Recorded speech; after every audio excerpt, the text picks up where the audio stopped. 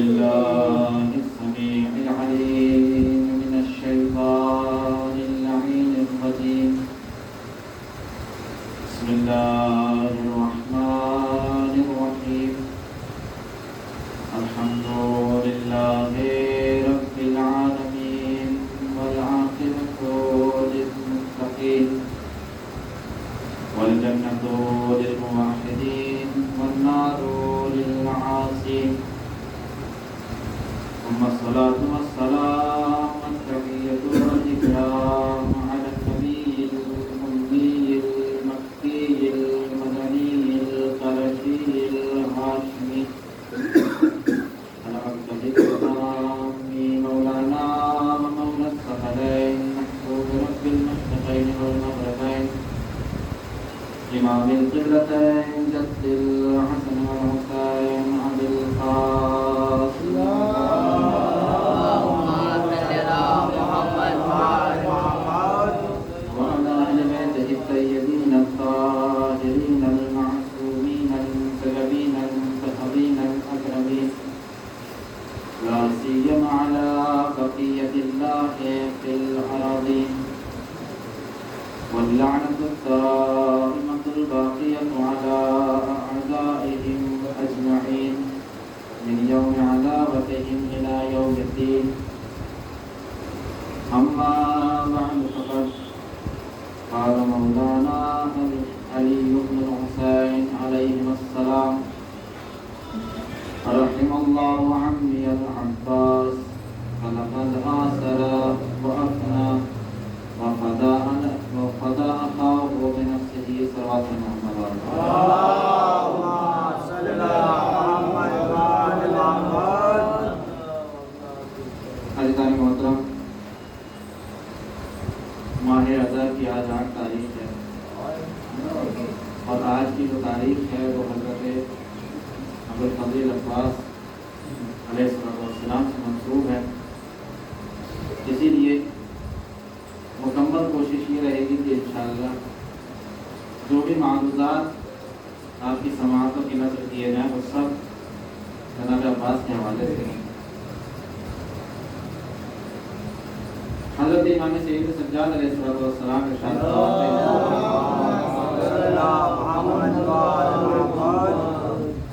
رحم اللہ عمی عباس، پروردگار میرے چچا عباس پر رحمت نازل کرے.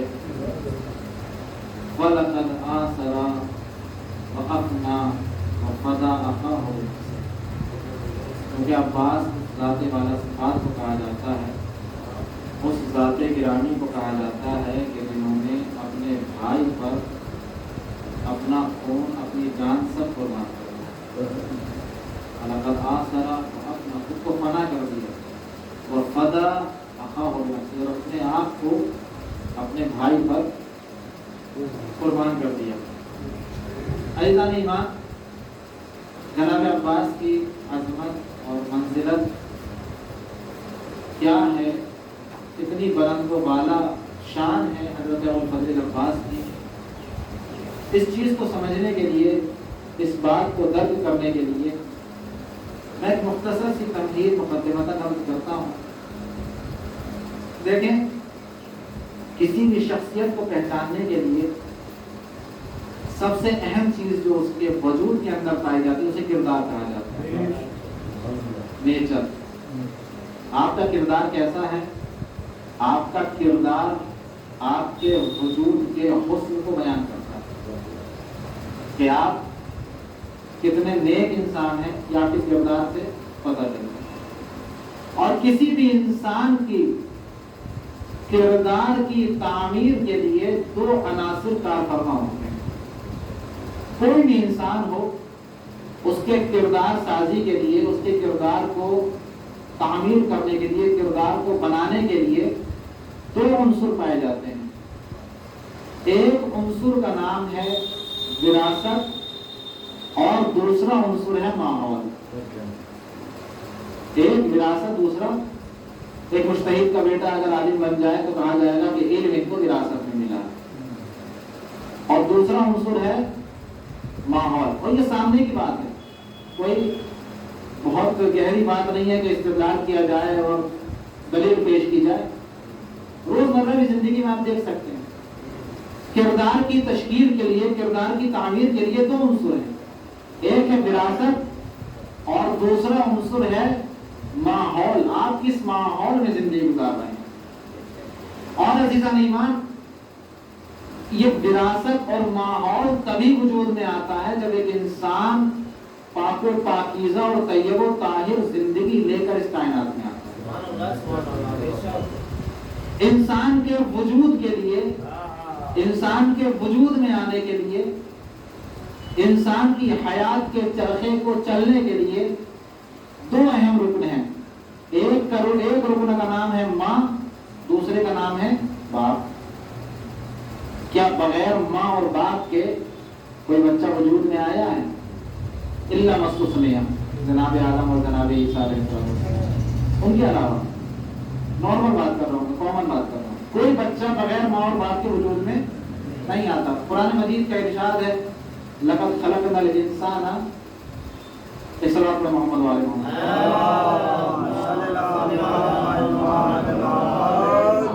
انا خلقناکم من نطفۃ امشاج. ہم نے تمہیں ایک ایسے نطفے سے پیدا کیا ہے جو ملا جلا نطفہ.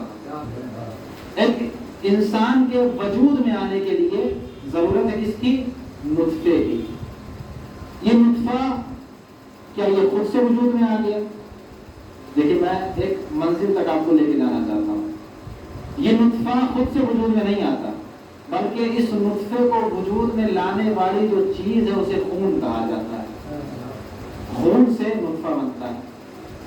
تو کیا خون خود بخود وجود میں آ جاتا ہے؟ جو آپ کے رگوں میں خون دوڑ رہا ہے یہ خود بخود تو وجود میں نہیں آیا. اس خون کو وجود میں لانے کے لیے غذا کی ضرورت ہے. توجہ دیجیے گا. اس خون کو وجود میں لانے کے لیے غذا کی ضرورت ہے، اور غذا جتنی طیب و طاہر ہوگی خون بھی اتنا پاک و پاکیزہ ہوگا. اگر غذا نجس ہو جائے تو کبھی خون طاہر نہیں ہو سکتا. یہی وجہ ہے کہ کربلا کے میدان میں سرکار سید الشہداء نے جب دوسرا خطبہ ارشاد فرمایا ہے تو امام نے ایک جملہ کہا قد ملعت بطونکم من الحرام. تمہارے شکم مال حرام سے بھرے ہوئے ہیں. جب انسان کا شکم مال حرام سے بھر جاتا ہے تو ایک ہادی برحق کی ہدایت بھی اسے حاصل نہیں ہوتی. ایک صلوات پڑھیں محمد والے.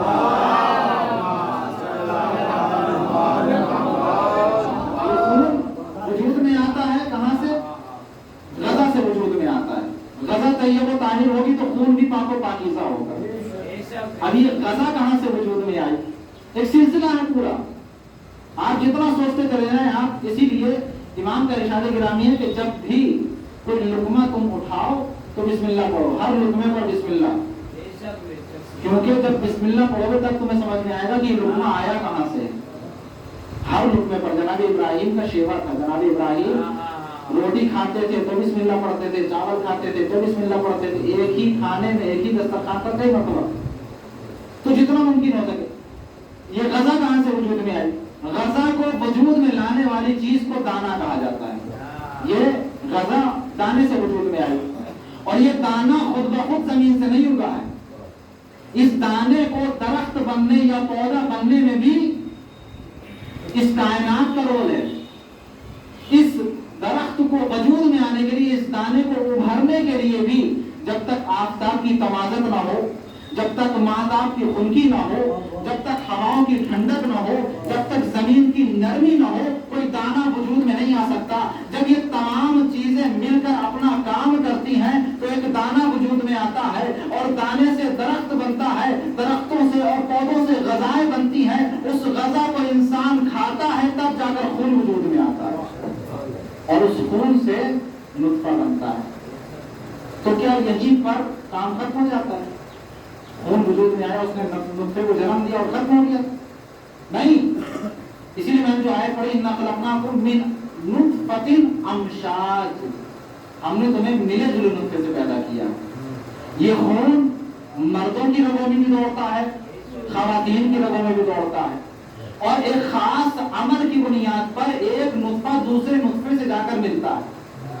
اور جب وہ نطفہ مل جاتا ہے تو مرد کا جو نطفہ ہوتا ہے وہ عورت کے رحم میں آ جاتا ہے، اور اس کے بعد جو باری شروع ہوتی ہے، اس کے بعد جو نوبت آتی ہے تو ماں کی آتی ہے۔ اب دیکھیں، اسی لیے حضور سرور کائنات نے جہاں پر امام علی علیہ السلام کی محبت کا ذکر کیا وہاں پہ ماں کا حوالہ دیا، وہاں ماں کا، کیونکہ اب یہ کام تمام ہو چکا ہے، اب ذمہ داری ماں کی ہے۔ کیوں؟ اس لیے کیونکہ اس وجود کو اپنے شکم میں 9 مہینہ اس ماں کو پالنا، اس ماں کو 9 مہینہ اپنے شکم میں اس بچے کی پرورش کرنی ہے۔ اب جیسا ماحول اس بچے کو شکم مادر میں ملے گا ویسا بچہ اس دنیا میں آئے گا۔ اگر ماں قرآن کی تلاوت کرتی ہے تو بچہ قاری قرآن بنے گا، اگر ماں طیب و طاہر پاک و پاکیزہ باوضو رہتی ہے تو پاک و پاکیزہ بچہ وجود میں توجہ کیجیے گا، جیسا شکم کا ماحول بچے کو ملتا ہے ویسا بچہ وجود میں آتا ہے۔ اگر ماں خدیجہ جیسی پاک دامن خاتون ہو تو فاطمہ جیسی عصمت کی پروردہ وجود میں آتی ہے، اگر عصمت فاطمی آغوش ہو تو حسنین کریمین وجود میں آتے ہیں، اور اگر ایثار و فداکاری کی ماں ام البنین کی آغوش تربیت ہو تو عباس جیسا وفادار وجود میں آتا ہے۔ ایک صلوات پڑھیں محمد والا۔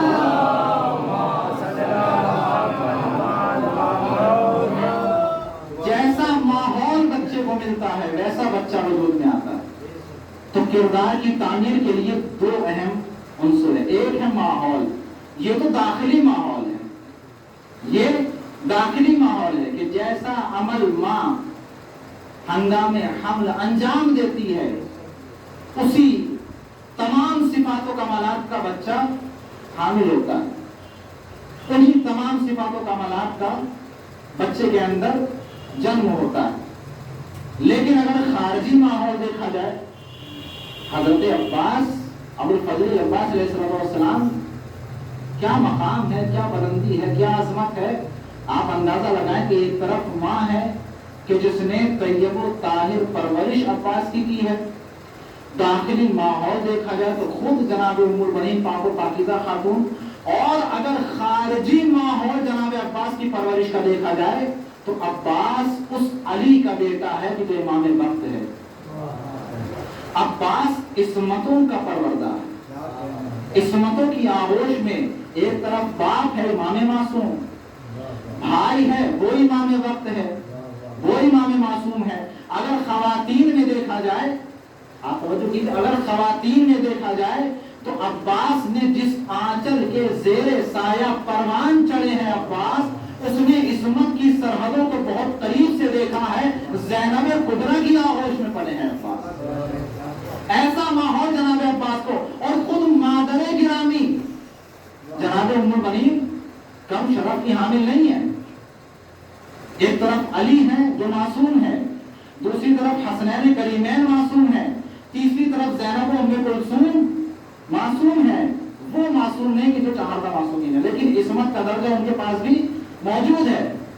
اور اگر مادر گرامی کو دیکھا جائے تو عزیزان ایمان توجہ کیجیے گا، مادر گرامی کا عالم یہ ہے کہ جب رخصت ہو کر علی کے گھر تشریف لائی ہیں تو حسنین کریمین کو اپنا شہزادہ کہا ہے اور خود کو ان کی کنیز بتایا، یہ جناب ام البنین۔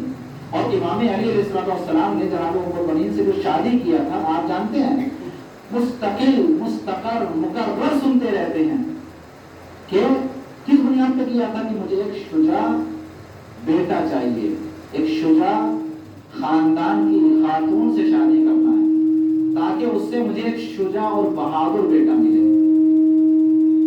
ایسا بات پڑھے محمد والے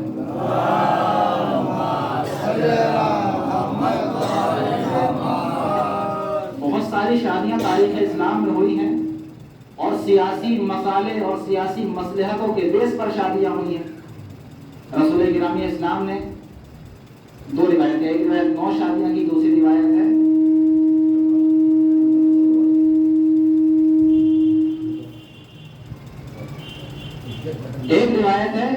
کہ رسول نے 9 شادیاں کی، دوسری روایت کیا ہے کہ رسول نے 11۔ ان 11 شادیوں میں، ان 11 ازدواج میں رسول گرامی اسلام کے اکثر ازدواج سیاسی مصلحتوں کی بنیاد پر تھے۔ کچھ بزرگ صحابہ تھے جو اپنی بیٹی رسول کو لا کر دے دیا کرتے تھے کہ یا رسول اللہ ہماری بیٹی سے شادی کریے، परवरदिगार वही इलाही के मातहत, वही इलाही के ज़ेर साया हुज़ूर सरवर कायनात उनको अपनी ज़वाजियत में ले लिया करते थे। या बहुत सी ऐसी ख़वातीन थी कि जो बेवा थी, जिनका कोई सहारा नहीं था, हुज़ूर ने उनके सर पे हाथ रखा, उनसे इज़्दिवाज किया। तो सियासी मसलहतों की बुनियाद पर हुज़ूर सरवर कायनात ने शादी की। इसी तरीके से मौला अली अलैहिस्सलाम ने भी बहुत सी शादियां सियासी मसलहतों की बुनियाद पर की। लेकिन जनाब उम्मुल बनीन से जो इमाम ने शादी की है वो सियासी मसलहत की बुनियाद पर नहीं की है, बल्कि इमाम ने मानवी मसलहत की बुनियाद पर शादी की है जनाब उम्मुल बनीन से। वो मानवी मसलहत क्या थी? और अज़ीज़ान ईमान, इमाम अली अलैहिस्सलाम ने जब ये शादी फरमाई है, इज़्दिवाज फरमाया है, तो उससे पहले जनाब अकील से मशवरा किया है। जनाब अकील से कहा कि मुझे एक ऐसा खानदान बताओ जो बहादुर हो, जिसकी खातून से मैं शादी करूं, उससे बहादुर बेटा पैदा हो। ये मशवरा जो इमाम कर रहे हैं, नाउज़ुबिल्लाह, इमाम को ऐसा नहीं है कि इल्म नहीं था, इमाम सब जानते थे, लेकिन इमाम अपने मकसद इज़्दिवाज को तारीख के सफ़हात पर मरक़ूम करना चाहते थे और दुनिया को बताना चाहते थे कि अली ने ये इज़्दिवाज जो किया है, ये जो शादी अली कर रहे हैं, ये किसी सियासी मसलहत की बुनियाद पर नहीं है, बल्कि मानवी मसलहत की बुनियाद पर है। वो मसलहत क्या थी कि जिसकी वजह से अली ने उम्मुल बनीन से शादी किया, उसकी मसलहत ये थी कि इंसान की किरदार की तामीर में दो अहम उन्सुर है। एक है माहौल, और माहौल में बता चुका हूं कि अब्बास किस माहौल में पल रहे थे, किस माहौल में परवरिश पा रहे थे। दूसरा उन्सुर है विरासत। दूसरा उन्सुर क्या है? विरासत। इमाम ने उम्मुल बनीन से शादी इसलिए किया ताकि अली की मीरास जब तकसीम हो और इमामत हसनैन करीमैन का हिस्सा बन जाए, तो अली की दूसरी विरासत जो शुजाअत है वो अब्बास के हिस्से में आ जाए। इसी वजह से इमाम ने उम्मुल बनीन से शादी की। एक सलावत पढ़े मोहम्मद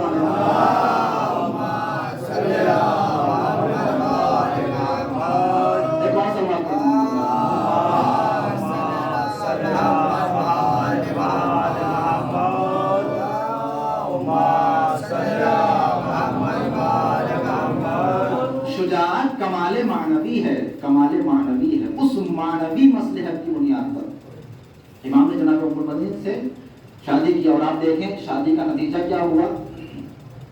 अब्बास जैसा बेटा सबको नहीं मिलता। अब्बास कौन है? जिसके लिए ज़हराए मर्जिया ने दुआ किया था। ये नाम किसका दिया हुआ है? शहजादी कौनैन ने नाम रखा है, जिसके लिए अली जैसा मर्द शुजा इमाम वक्त दुआ कर रहा है। वो कितनी अजमत का हामिल होगा। वरना हसनैन करीमैन के होते हुए किसी बेटे की तमन्ना, किसी बेटे की आरज़ू करना उस बेटे की अजमत को बताता, उस बेटे के कमाल और फजीलत का ऐलान करता है। इमाम ने जनाब उम्मुल, और इसके अलावा बहुत सारी शादियां इमाम ने की हैं, लेकिन इतना एहतमाम किसी शादी में नहीं किया। और आप जानते हैं कि कायनात में दो ख़वातीन ऐसी हैं, दो ख़वातीन कायनात में ऐसी हैं कि जिसके लिए हुक्म परवरदिगार ये था कि जब तक ये कैद हयात में रहें, किसी दूसरी खातून से करीब हो जाओ, आप करीब हो जाओ।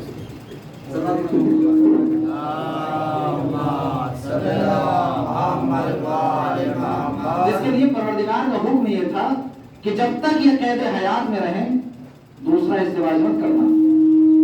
एक जनाब खदीजा है कि जिसके लिए खुदावंद आलम का हुक्म था, मेरे हबीब जब तक खदीजा कैद हयात में है, जब तक खदीजा को मैं अपने पास ना बुलवा लूं, आप दूसरा इज़्दिवाज नहीं करिएगा। और दूसरी जनाब ज़हरा सलामुल्लाह अलैहा जब तक कैद हयात में थी। आखिर वजह क्या है? शरीयत मुक़द्दस इस्लाम का एक खुला हुआ मसला है कि अगर आप दूसरी शादी कर रहे हैं, मसला बयान करूं, अगर आप दूसरी शादी कर रहे हैं तो उसकी शर्त यह है कि दोनों बीवियों के दरमियान मसावात और अदालत का क़याम होना चाहिए। तवज्जो कीजिएगा, दोनों बीवियों के दरमियान अदालत का क़याम होना चाहिए। मसावात और बराबरी का ख्याल रखना बहुत जरूरी है। अगर आप दूसरी शादी कर रहे हैं, उधर खुदावंद मुताल ने क्या कहा है, मेरे हबीब जब तक खदीजा जिंदा है, कैद हयात में है, तब तक आप दूसरी शादी नहीं कर सकते। तो क्या नऊज़ु बिल्लाह रसूल इस्लाम अगर दूसरी शादी करते तो क्या अदालत का क़याम ना होता?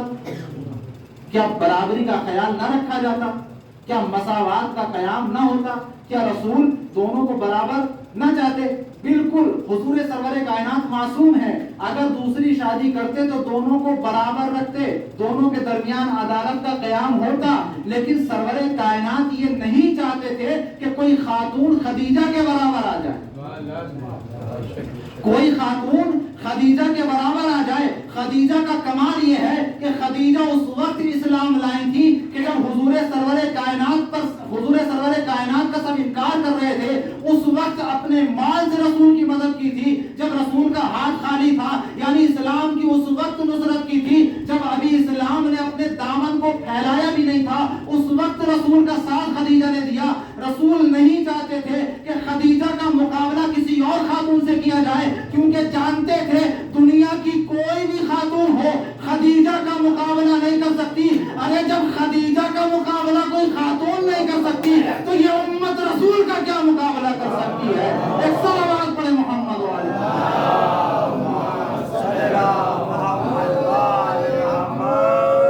اور اسی لیے شہزادی کونین کے انتقال کے بعد امام علی نے بہت ساری شادیاں کی، جناب امین سے جو شادی کی وہ معنوی کمال کی بنیاد پر شادی کی۔ امام کو ایک ایسا بیٹا چاہیے تھا کہ جو معنوی فضیلت اور عظمت کا مالک ہو، اور معنوی کمالات میں ایک ہے شجاعت۔ شجاعت حیدری کے وارث کو عباس تھا،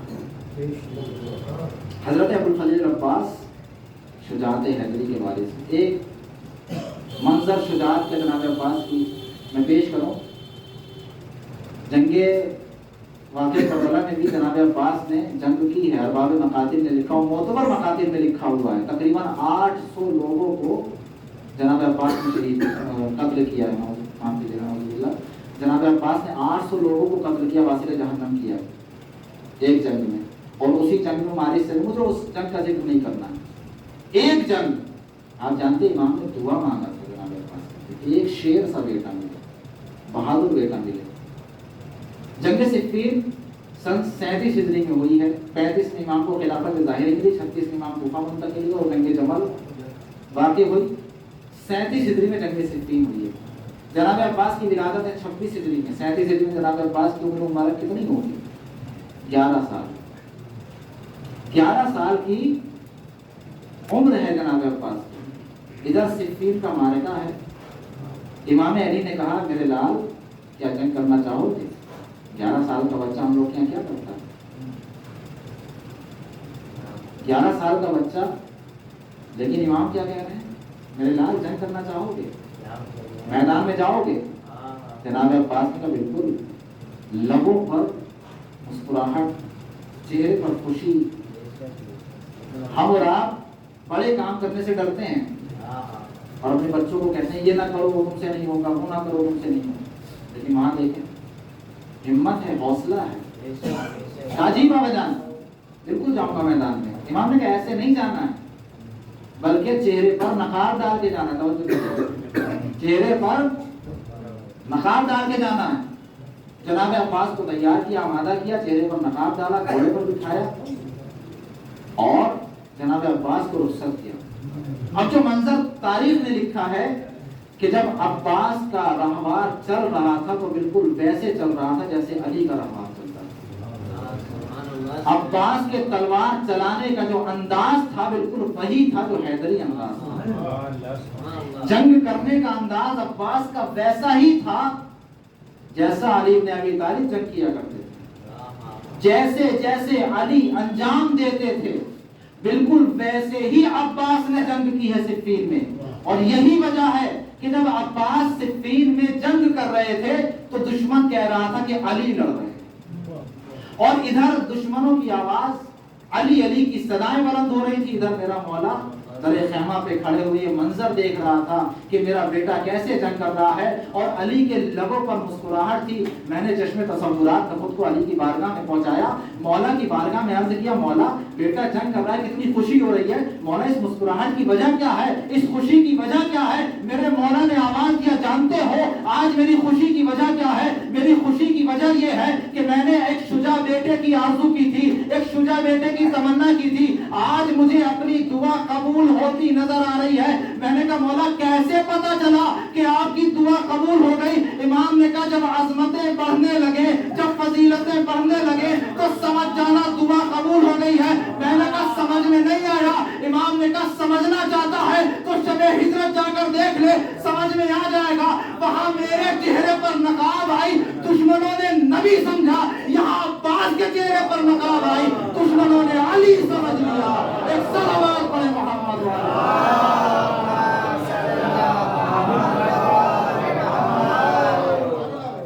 یہ ہے شجاعت حضرت ابوالفضل العباس. ایمان کا عالم کیا ہے؟ بہت سارے صفات ہیں, صفات باطنی, کمالات باطنی جناب عباس کے بہت ہیں. میں مطالعہ کر رہا تھا کتاب کا, تقریباً 6 یا 7 ایسے کمالات باطنی ہیں جناب عباس کے اندر موجود ہیں, لیکن ذکر نہیں ہوتا. ایمان, جناب عباس ایمان کے کس درجے پر فائز تھے؟ امام جعفر صادق علیہ السلام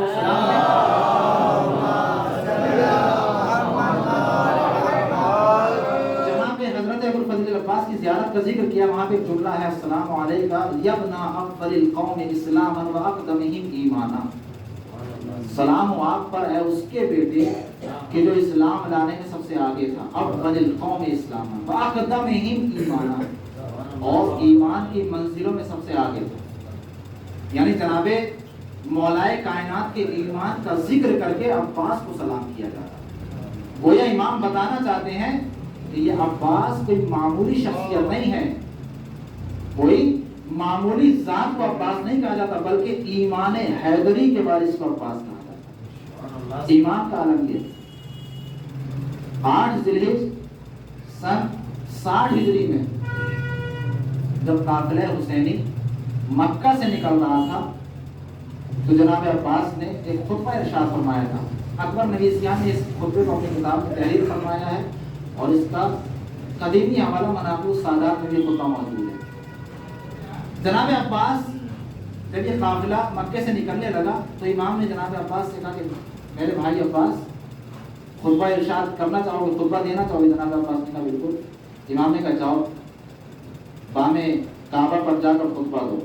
کعبے کی چھت پہ کھڑے ہو کے, ایسا ممبر تاریخ میں کبھی نہ دیکھا ہو, کعبے کی چھت پہ کھڑے ہو کے جناب عباس نے خطبہ دیا. وہ خطبہ کیا تھا؟ الحمدللہ الذی شرف ھذا بقدوم ابی.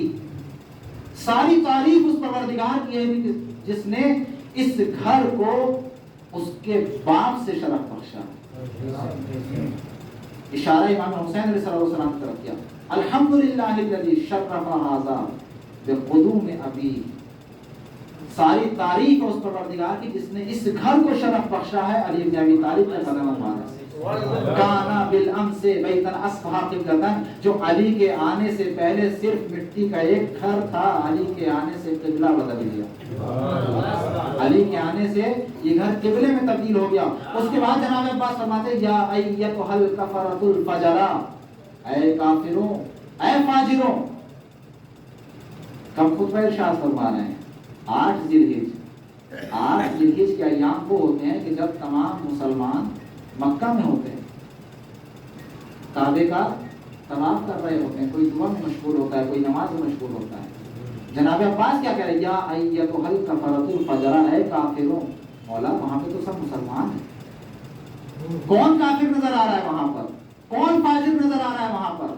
سب مسلمان ہیں, کعبے کا طواف کر رہے ہیں, کوئی نماز پڑھ رہا ہے, کوئی دعا پڑھ رہا ہے, کوئی مناجات کر رہا ہے, کوئی کعبے کا طواف کر رہا ہے, کوئی حجر اسود کو بوسہ دے رہا ہے. سب کے سب مسلمان ہیں, لیکن آپ کہہ رہے ہیں یا ایتھا الکفرۃ الفجرا, اے کافروں اے فاجروں. عجب نہیں عباس آواز دیں, میں دنیا والوں کو بتانا چاہتا ہوں, چاہے جتنی نمازیں پڑھ لو, چاہے جتنی دعائیں کر لو, چاہے جتنی مناجات کر لو, چاہے کعبے کا چکر لگا لو, چاہے طواف کعبہ کر لو, لیکن اگر حسین کا ساتھ نہیں دیا تو تم کافر سے بڑھ کر نہیں ہو, تم فاجر سے بڑھ کر نہیں ہو. ایک صلوات پڑھیں محمد والے. اگر حسین کے ساتھ نہیں ہو تو ایمان تو بہت دور کی بات ہے, تم کافر ہو, تم فاجر ہو. اس کے بعد جناب عباس فرماتے ہیں کہ حل تصدون سبیل البیت علی امام البررہ, کیا تم کعبے کا راستہ امام برحق کے لیے روکنا چاہتے ہو؟ کعبے کا راستہ امام کے اوپر بند کرنا چاہتے ہو؟ لولا حکم اللہ العلیٰ واختبارہ البریہ لطارت البیت الیہ قبل ان یمشی لدیہ. تم جانتے ہو کون ہے یہ؟ تم جانتے ہو کس کے اوپر کعبے کا دروازہ بند کر رہے ہو؟ کس کے اوپر کعبے کا دروازہ کس کے لیے کعبے کا راستہ روک رہے ہو؟ کیا تم جانتے ہو اگر خدا کا امتحان اور خدا کی حکمت نہ ہوتی تو کعبہ خود چل کے ان کی خدمت میں آتا؟ اگر اختبار الہی نہ ہوتا، امتحان الہی نہ ہوتا، لطارت البیت الیہ قبل ان یمشی لدیہ، ان کو تو قدم ہلانے کی ضرورت بھی نہ پڑتی، کعبہ خود چل کے ان کی بارگاہ میں آ جاتا. یہ کس کے بیٹے ہیں؟ یہ اس کے فرزند ہیں جس کے ہاتھوں پہ سنگریزے کلمہ پڑھتے ہیں. یہ اس کے فرزند ہیں جسے حجر اسود سلام کرتا ہے. تم کیا کعبے کا راستہ روکو گے؟ یہ تو حکمت الہی ہے کہ ہم جا رہے ہیں. اور اس کے بعد جناب عباس فرماتے ہیں ہیہات انظروا فانظروا ممن شارب الخمر وممن صاحب الحوض والکوثر. ذرا غور تو کرو، ذرا سوچو کس کو کس کے مقابلے پر لا رہے ہو؟ کس کو کس کے مقابلے پر لا رہے ہو؟ ممن شارب الخمر، ایک طرف وہ یزید ہے کہ جو نجاستوں میں پلا ہے، ایک طرف حسین ہے جو طہارت کا پروردہ ہے. کس کو کس کے مقابلے پر لا رہے ہو؟ ایک طرف حسین ہے جس نے زبان رسول چوسی ہے، دوسری طرف یزید ہے جس نے میسونہ کی گندگی کھائی ہے. کس کو کس کے مقابلے پر لا رہے ہو؟ ایک طرف حسین ہے جس نے آغوش تربیت فاطمہ میں پرورش پائی ہے، دوسری طرف یزید ہے جو نجاستوں کا پروردہ ہے. ایک طرف حسین ہے کہ جو صاحب حوض کوثر ہے اور دوسری طرف یزید ہے جو شارب الخمر ہے. کیا کبھی حسین اور یزید کا مقابلہ ہو سکتا ہے؟ کیا کبھی عصمت اور نجاست کا مقابلہ ہو سکتا ہے؟ کیا کبھی طہارت و نجاست کا مقابلہ ہو سکتا ہے؟ یاد رکھیے گا، حسین کا مقابلہ یزید سے نہیں ہو سکتا، حسین کا مقابلہ کسی یزیدی سے نہیں ہو سکتا، کسی بھی نجاست سے حسین کا مقابلہ نہیں ہو سکتا. جس کے لیے قرآن کہہ رہا ہے کہ ہم نے تمہیں تطہیر صاحب تطہیر بنا کر بھیجا، اس حسین کا مقابلہ یزید سے کرو. اسی لیے شاعر کہتا ہے کہ عصمت سے بنا ہے میرے شبیر کا پیکر، عصمت سے بنا ہے میرے شبیر کا پیکر. تو نار ہے وہ نور کی تنویر کا پیکر، تو رجس سراپا ہے وہ تطہیر کا پیکر.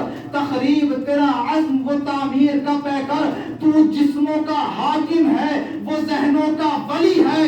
تو معاویہ زادہ وہ حسین ابن علی ہے. صلوات پڑھیں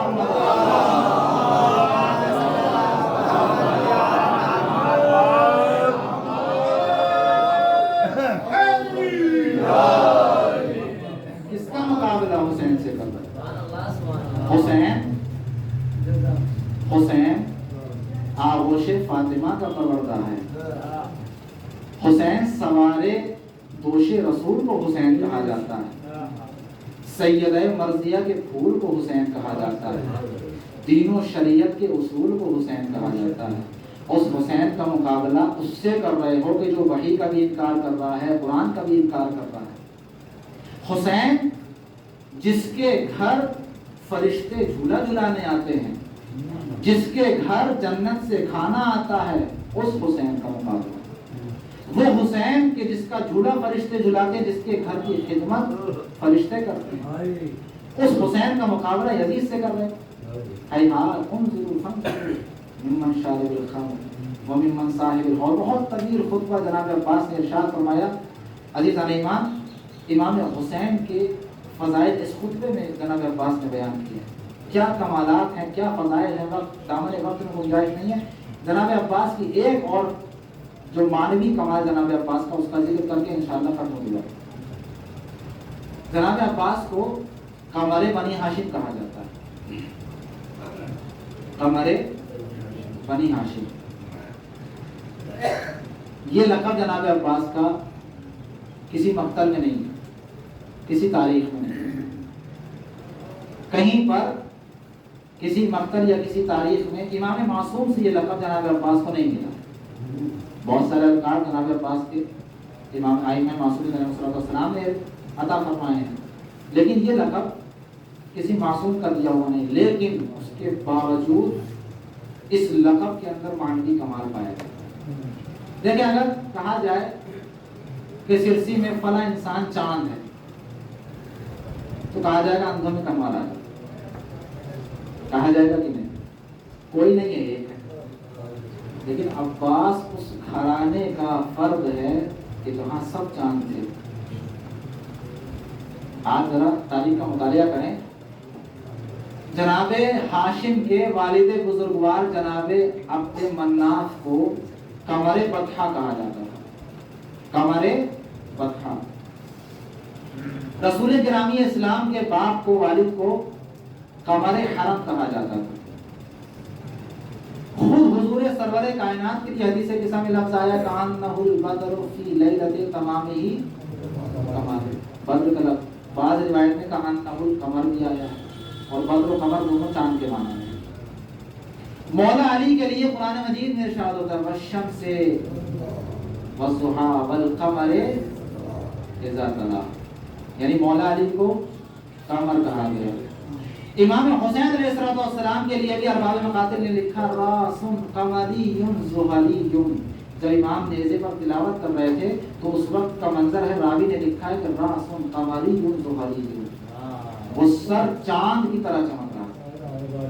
جناب قاسم کا ذکر کل آپ نے سنا، جناب قاسم کے لیے بھی ارباب تواریخ نے لکھا ہے کہ جب جناب قاسم خیمے سے نکلے ہیں کأنہ شقۃ القمر، بالکل ایسے کہ جیسے چاند کا ایک ٹکڑا نکل کے آیا۔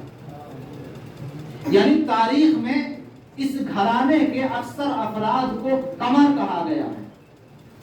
جناب عبد المناف قمر بطحہ ہے، جناب عبداللہ قمر حرم ہے، رسول گرامی اسلام چادر یمنی اوڑھے تو قمر ہیں، مولا علی کو قرآن نے قمر کا، امام حسین کو نیزے پر جب تلاوت کر رہے تھے تو راوی نے قمر کا لفظ استعمال کیا، جناب قاسم کے لیے قمر کا لفظ استعمال ہوا۔ جہاں جس گھرانے میں ہر انسان قمر ہو وہاں حضرت ابو الفضل العباس کو قمر بنی ہاشم کہا جاتا ہے۔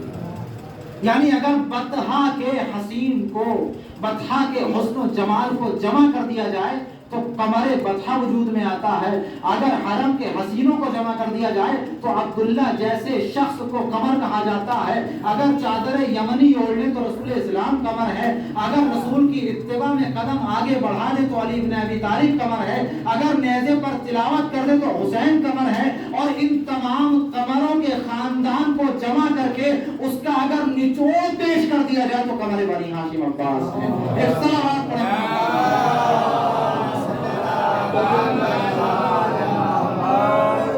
قمر بنی ہاشم کہا جاتا ہے۔ ایک اور جناب عباس کا لقب ہے جو ارباب مقاتل نے لکھا ہے، جناب عباس کو اہل حرم کی آس کہا جاتا ہے۔ اہل حرم کی آس کہا جاتا ہے۔ آج 8 محرم ہے، صبح سے حضرت ابو الفضل العباس کے مصائب آپ سن رہے ہیں۔ ابھی وہ کربلا کے جناب علی اصغر سے پہلے سب سے آخری شہید جناب عباس، سب سے آخری شہید۔ کربلا کے میدان میں صبح عاشور جناب زہیر بن خین جناب عباس کی خدمت میں آتے اور آنے کے بعد جناب عباس سے کہتے ہیں عباس جانتے ہو تمہارے باپ نے تمہیں کس لیے مانگا تھا؟ تمہارے بابا نے تمہارے لیے جو دعا کی تھی وہ کیوں کی تھی؟ جناب عباس کو غیظ آ گیا، آپ تو شجعونی یا زہیر، کیا تم مجھے شجاعت دلاتے ہو؟ مجھے غیظ دلاتے ہو؟ یہ کہہ کے جناب عباس نے جو انگڑائی دی ہے تو زرہ کے بند کھل گئے تھے، اور جب رکاب میں جو جناب عباس کے پیر تھے اتنی طاقت اور اتنی قوت سے انگڑائی دی تھی کہ رکاب ٹوٹ گئی تھی۔ انتشجعونی یا زہیر، کیا تم مجھے جوش شجاعت دلاتے ہو؟ دیکھنا ابھی میدان جب گرم ہو جائے گا تب دیکھنا کہ عباس اپنے شجاعت کے جوہر کیسے دکھاتا۔ بڑی تمنا تھی جناب عباس کو، بہت آرزو تھی، کاش جنگ کرنے کا موقع ملے، مگر جنگ کا موقع نہ ملا۔ صبح عاشور سے لے کر इमाम हुसैन अलैहिस्सलाम एक एक का लाशा ला कर रख रहे थे। जनाब अब्बास से देख रहे थे कि अब्बास के होते हुए कासिम का लाशा पामाल किया जाए, अब्बास के होते हुए उन्होंने मोहम्मद का जनाजा लाया जाए। लेकिन सब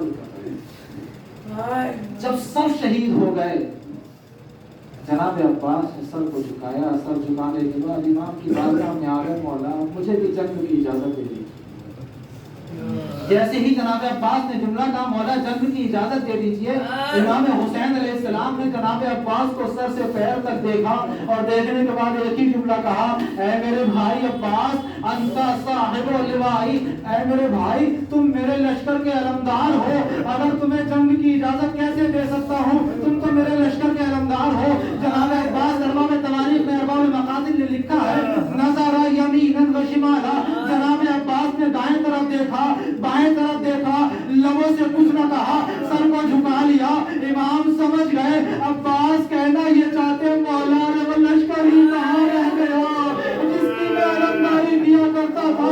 अभी भाइयों में गुफ्तगू हो रही थी, उधर से अलतश की आवाज आने लगी। जैसे ही अलतश की आवाज आई, इमाम ने कहा, मेरे भाई अगर जाना चाहते हो चले जाना, मगर उससे पहले इन बच्चों के लिए थोड़ा सा पानी की सबील करके जाओ, बच्चे प्यासे हैं।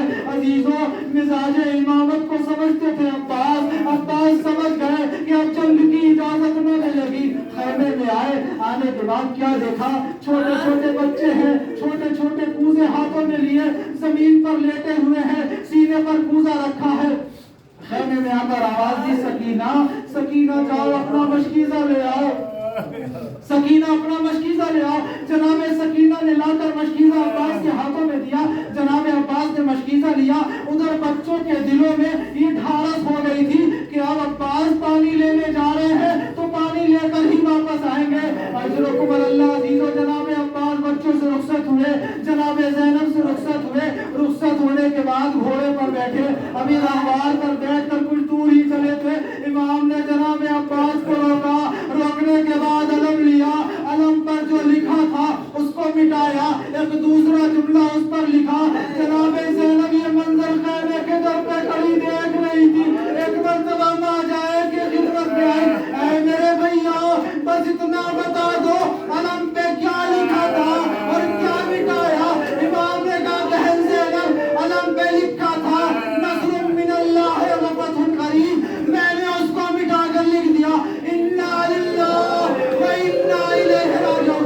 ज़ैनब समझ गई अब अब्बास वापस ना आएंगे।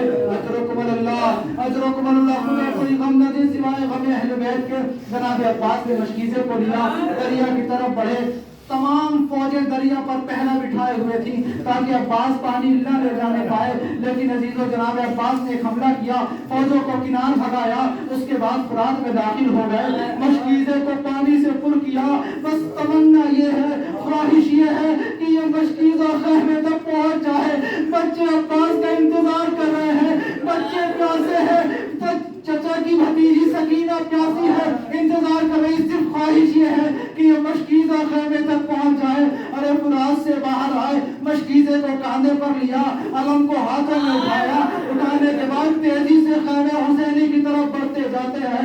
उधर बच्चे हैं, दरे खैमा पर अलम पर नजरें गाड़े हुए हैं। अलम जैसे ही झुकता है, बच्चों के दिल में चल जाते हैं कि अब पानी ना आ पाएगा।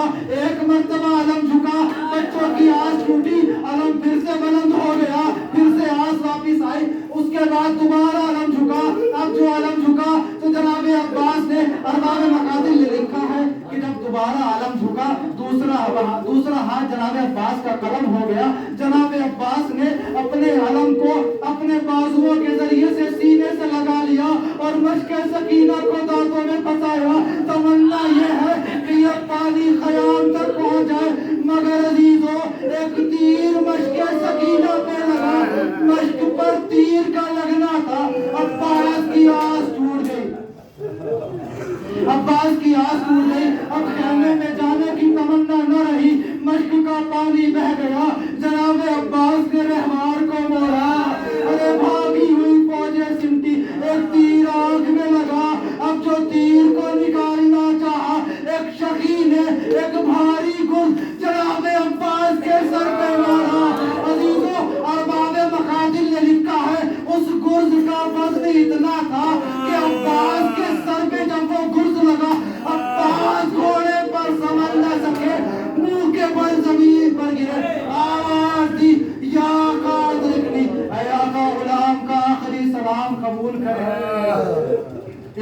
عباس کی آواز امام حسین کے کانوں میں آئی، کانوں میں آواز کا آنا تھا، امام نے کمر کو تھام لیا، یا اخی اللہ دن کا سراسے وہ کلتی لتی، میرے بھیا تمہارے جانے سے حسین کی کمر ٹوٹ گئی۔ کمر کو پکڑے ہوئے عباس کے لانچے پر پہنچے، بے بھائی ہے جو ایڑیاں رگڑ رہا ہے، جناب عباس کے سر کو زانوں پر رکھا، جناب عباس نے ٹھنڈک محسوس کی، آنکھ کھول کر دیکھا مولا ہے، مولا کے زانوں پر غلام کا سر ہے، فوراً جناب عباس نے سر کو ہٹایا، مولا غلام کی کیا مجال کہ آپ کی آغوش میں سر رکھے۔ عزیزوں پر آواز آخری جملہ امام نے کہا، میرے بھائی عباس تم نے جب سے آنکھیں کھولی ہے مجھے آقا اور مولا کہا ہے، حسین کی تمنا یہ ہے ایک مرتبہ اپنے واقعہ کو بھائی کہہ کر پکارو۔ جناب عباس نے مدینے کا رخ کیا، اماں مجھے معاف کرنا، ماں نے قسم دیا تھا کہ کبھی بھائی نہ کہنا، امام حکم دے رہا ہے۔ عباس نے بھائی کہا، ذو قفس عنصری سے پرواز، حسین نے علم کو لیا، خیمے کی طرف چلے، بچوں نے دیکھا علم تو آیا مگر علمدار نہ آیا، خیمے میں فریاد بکا بلند، ہائے علمدار، واہ حسینا واہ محمدا وسيعلم الذين ظلموا أي منقلب ينقلبون إنا لله وإنا إليه راجعون بذنب قضائه وتسليما لأمره إلهي بحق زهرا وأبيها وبعلها وبنيها والسر المستودع فيها معبود تجھے واسطہ محمد وآل محمد کا، تجھے واسطہ اہل بیت اطہار کا، منتقم خون حسین، منتقم خون زہرا کی قبول میں تعجیل فرما۔ معبود ہمارے گناہوں صغیرہ و کبیرہ کو معاف فرما، معبود ہماری عزاداری کو شرف قبولیت عطا فرما، پرچم اسلام کو سربلندی عطا فرما، پرچم کفر و نفاق کو سرنگوں فرما، علماء اعلام مراجع کرام کا سایہ ہمارے سروں پر برقرار رکھ، معبود ہمارے اعمال کو اس لائق بنا دے کہ اپنے امام کے ناصر مددگار میں شامل ہو سکے۔ ربنا تقبل منا انک انت السمیع العلیم وآخر دعوانا الحمد للہ رب العالمین۔ مع الحسین۔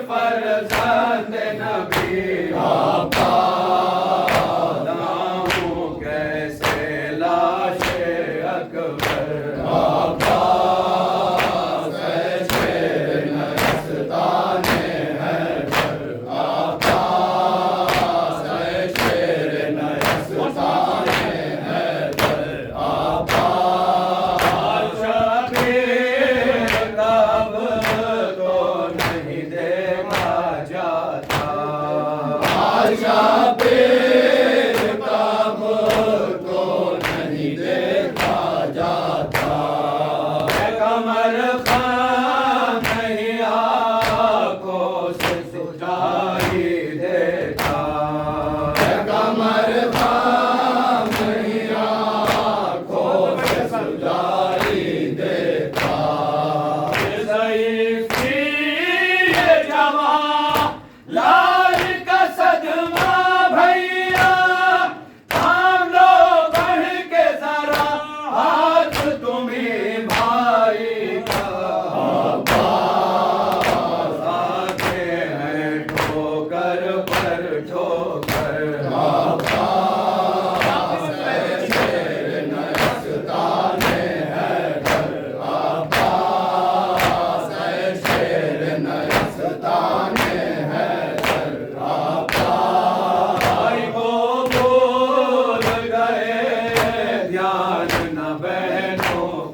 रहा। भाई को भूल गए, ध्यान न बहनों का रहा। याद आया न कोई पाई जो दरिया की हवा। याद आया न कोई पाई जो दरिया की हवा। आई किस दिल से किया तुमने गवारा भैया, हटमाचे सकीना ने तुम्हें याद किया।